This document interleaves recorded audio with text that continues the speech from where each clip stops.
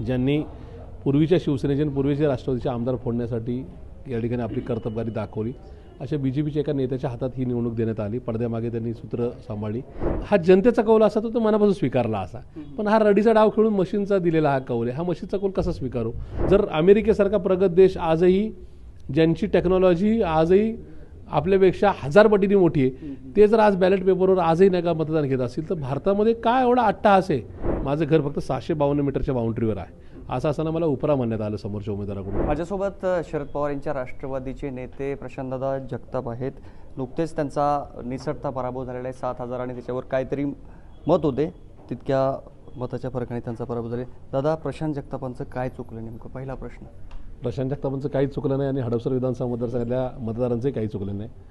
चुकलं असेल तर ते त्या ठिकाणी, किंवा चुकवलं असेल तर ते आताच्या रडीचा डाव खेळून या ठिकाणी आलेल्या महायुती सरकारने चुकवलेला आहे. मुळातच विषय असा आहे की हडपसर मतदारसंघातल्या एकूणच नागरिकांची, मतदारांची मानसिकता मला माहिती होती. विद्यमान आमदारांबद्दल असणारा असंतोष, रोष, एकूण संतप्त सवाल, ह्या सगळ्या गोष्टींनी आम्ही, आमच्या कार्यकर्त्यांनी जीवाचं रान केलं. खूप चांगल्या पद्धतीने आम्ही निवडणूक लढवली. दुर्दैवाने ज्या ज्या निवडणूक टॅक्टिक्स करण्यात आल्या त्याच्यामध्ये एकतर माझा दावा फक्त माझ्या मतदारसंघापुरता मर्यादित नसून अख्ख्या राज्यातल्या 288 मतदारसंघातला आहे. ज्यांनी पूर्वीच्या शिवसेनेचे आणि पूर्वीच्या राष्ट्रवादीचे आमदार फोडण्यासाठी या ठिकाणी आपली कर्तबगारी दाखवली, अशा बीजेपीच्या एका नेत्याच्या हातात ही निवडणूक देण्यात आली. पडद्यामागे त्यांनी सूत्र सांभाळली.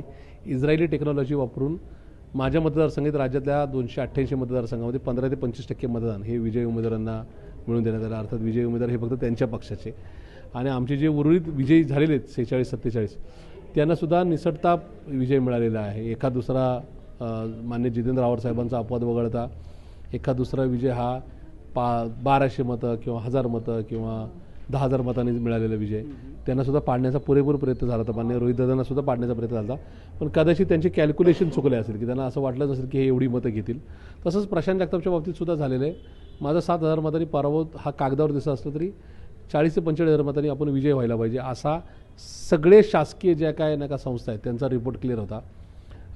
माध्यमांचा होता, आमच्या कार्यकर्त्यांचा होता, जनमत तसंच होतं. पण त्या ठिकाणी हे सगळे सेटअप झाले. मी त्याच्यामध्ये दाखवलं आहे की या सगळ्या सिस्टीममध्ये उमेदवार फायनल झाल्यानंतर, त्यांना नाही का सिम्बॉल अलॉट झाल्यानंतर, ज्या दिवशी हा प्रोग्राम अपलोड होतो त्या दिवशी त्याच्यामध्ये प्रोग्रामची तारीख टाकली जाते. म्हणजे 20 नोव्हेंबर 2024 ही तारीख होती.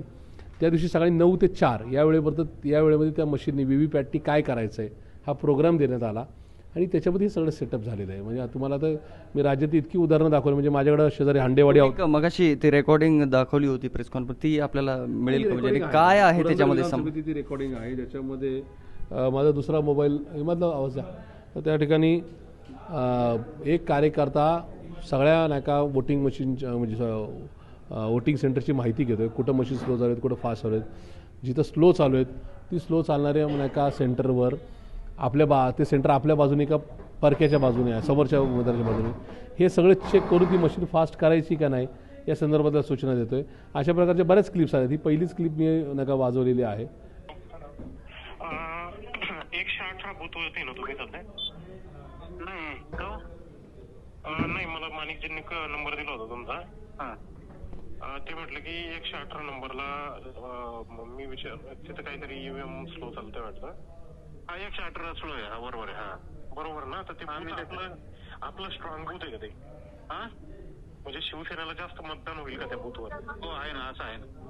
म्हणजे मग आपल्याला फास्ट करता येईल, नाही तर मग स्लो स्लो. नाही, आहे, चांगलं आहे. ठीक आहे चल.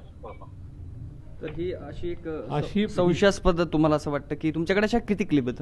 बऱ्याच क्लिप आहेत. ही पहिली आहे. कारण की आता तुमचं काय अनालिसिस होतं? तुम्ही किती मतांनी तुम्ही विजय होऊ शकले? 30,000पेक्षा अधिक मतांनी मी विजय होईल, माझं क्लिअर कट कॅल्क्युलेशन होतं.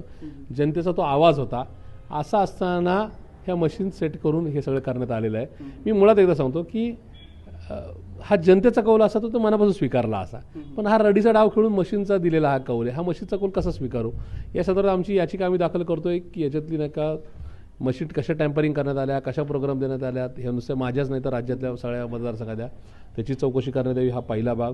दुसरी गोष्ट, मी 21व्या शतकातला कार्यकर्ता, माझं म्हणणं स्पष्ट आहे की ह्या टेक्नॉलॉजीमध्ये अजून सुसूत्रता आणून याच्यामध्ये काय टॅम्परिंग होणार नाही इथून पुढे, याची काळजी घेऊनच बॅलेट मशीन ठेवण्यात यावेत. नाही तर अन्यथा आपल्या 150 कोटी लोकसंख्येचा देश आहे. इथं 5 दिवसाची कसोटी नाही का आरामशीर बघणारा नाही का वर्ग आहे. त्याच्यामुळं मशीननी नाही का मतं मोजली तर ती 5 तासात मोजली जातात. या ठिकाणी जर नाही का बॅलेट पेपरवर मोजायची झाली तर त्याला फार फार तर 20 ते 22 तास लागतात. आमच्याकडे एवढी सहनशक्ती आहे ना, आमच्याकडे आमच्या भारतीय किंवा नका महाराष्ट्राच्या जनतेकडे ती सहनशक्ती आहे की आम्हाला 5 वर्षाकरताचा नगरसेवक, 5 वर्षाकरताचा आमदार, 5 वर्षाकरताचा खासदार निवडून द्यायचा आहे. तर त्याच्यासाठी त्याची मतमोजणी 22 तास चालली तर ती सहन करण्याची ताकद त्या उमेदवार, कार्यकर्ता आणि मतदारांमध्ये आहे.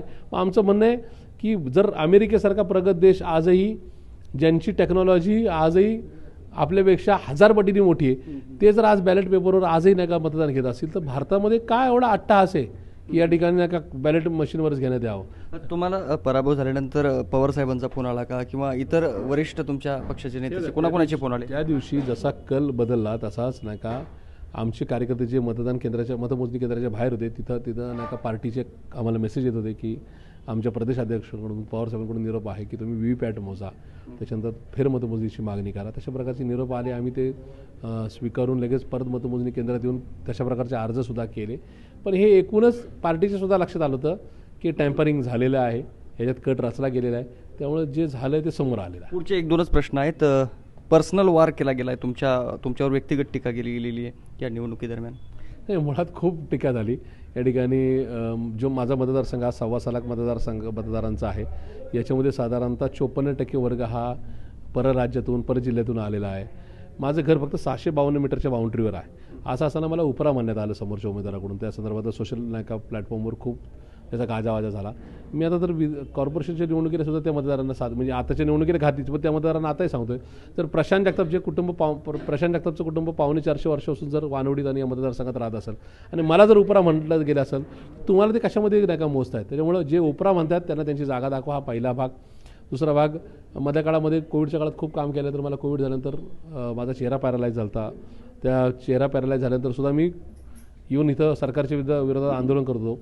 ती आंदोलनाच्या संदर्भातले जी व्हिडिओ होते ज्याच्यामध्ये माझा चेहरा वाकडा आहे आणि मी बोलताना दिसते ते वाकडा, ते दाखवण्यात आलं. तर ह्या सगळ्या गोष्टी समोरच्या उमेदवारांची नाका जी काय वृत्ती आहे ती की मानसिक विकृती आहे त्याचं दर्शन घडवणार होतं. त्याच्यामुळे मला खात्री आहे की या सगळ्या गोष्टीचा लेखाजोखा बाळगून हडपसर विधानसभा मतदारसंघातली किंवा पुणे शहरातली जनता येणाऱ्या काळात योग्य तो धडा समोरच्या उमेदवाराला, त्यांच्या पक्षाला नक्की शिकवेल. तुम्हाला उपरा म्हटल्यामुळे एक प्रश्न म्हणजे निर्माण झालेला आहे. तुम्ही मूळ कुठचे आहेत आणि कधी आलेले तिथे? म्हणजे तुम्ही महापौर राहिलेले ते शहराचे? मी पुन्हा एकदा सांगतो, मी ज्या मतदारसंघातून निवडणूक लढवली तो पुरीचा पुणे कॅन्टोन्मेंट विधानसभा मतदारसंघ, जो मांजरीपासून स्टार्ट होतो, दिवे घाटाच्या इथून कॅम्पमध्ये येऊन नाही का संपत होता. 9च्या रचनेमध्ये त्या मतदारसंघाचे 2 मतदारसंघ झाले, एक पुणे कॅन्टोन्मेंट विधानसभा वेगळा आणि हडपसर वेगळा. माझं कुटुंब हे सरदार गोदाजीराजे जगताप यांचं नाही का वंशज म्हणून माझं कुटुंब आहे, ज्यांनी छत्रपतींच्या कुटुंबाची खूप सेवा केली, स्वराज्याची खूप सेवा केली. त्याच्यानंतर आम्हाला तिथं पाटील वतर म्हणून जमीन देण्यात आली ती वानवडीमध्ये, आणि तो अर्थात एका अर्थाने छत्रपतींचा आशीर्वाद आहे आमच्यासाठी, छत्रपतींनी दिलेला तो प्रसाद आहे.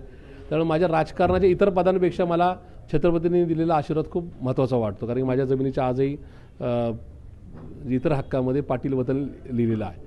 आणि जस्ट मतदारसंघाची रचना बदलली त्यावेळेस मी तर 2002, 7, 12, 17 याच मतदारसंघातून निवडणुका लढवल्या. मी आणि माझ्या मातोश्रींनी, जनतेने आम्हाला कौल दिला, आम्हाला निवडून दिलं. असं असताना माझं घर हे 652 मीटर बाउंड्रीवर आहे. ते घर मी का बदललं नाही, कारण की ते छत्रपतींनी दिलेलं घर आहे. छत्रपतींनी दिलेला आशीर्वाद मला राजकारणातल्या कुठल्याही पदापेक्षा नाही का यापेक्षा मोठा वाटतो आणि ती पदं छोटी वाटतात. त्याच्यामुळं एका मतदारसंघामध्ये जिथं माझं कार्यक्षेत्र आहे, रोजचा माझा नाही का राबता आहे, ज्या मतदारसंघातले नागरिक मला महानगरपालिकेत सातत्याने मतदान करून निवडून देतात, तिथं फक्त हडपसरमध्ये विधानसभेची निवडणूक लढवायची म्हणून 652 मीटरचं घर रद्द करायचं किंवा मतदान पलीकडे शिफ्ट करायचं किंवा घर बदलायचं, हा मनाला न शिवणारा नाही का विचार आहे. त्याच्यामुळे मी ते घर आहे तसंच ठेवलं.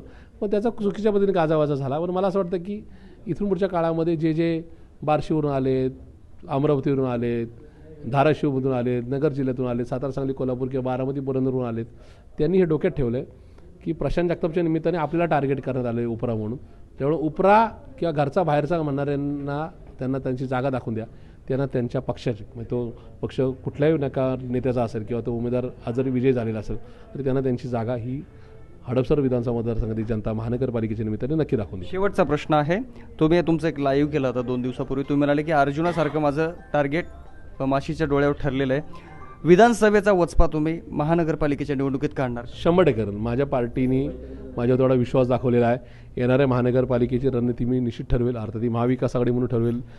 प्लस राष्ट्रवादी काँग्रेस पार्टी शरदचंद्रजी पवार या पक्षाची स्वतंत्र पॉलिसी ठरवेल आणि मला खात्री की माझ्याबरोबरचे असणारे शहरातील सगळे वरिष्ठ नेते पदाधिकारी कार्यकर्ते यांच्याबरोबर आम्ही ही यशस्वी रणनीती घेऊन पुणेकरांचे प्रश्न सोडवण्यामध्ये महायुतीतले नेते कसे अपयशी ठरलेत हा सगळा मुद्दा घेऊन आम्ही जाऊ आणि जनता आमच्याबरोबर राहून पुणे महानगरपालिकेची नाही का जी सत्ता आहे किंवा सत्तेची किल्ली आहे किंवा ही काही कोण सेवा करायची संधी आहे ही आमच्या पक्षाला आणि महाविकास आघाडीला नक्की देईल. चेतन तुपेंना काय सल्ला असेल? ते आता आमदार आहेत हडपसरचे.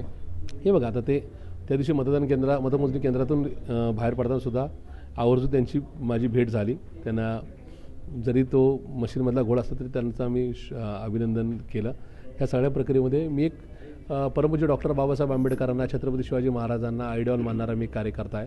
माझ्या दृष्टीने आता तो निकाल झाला आहे.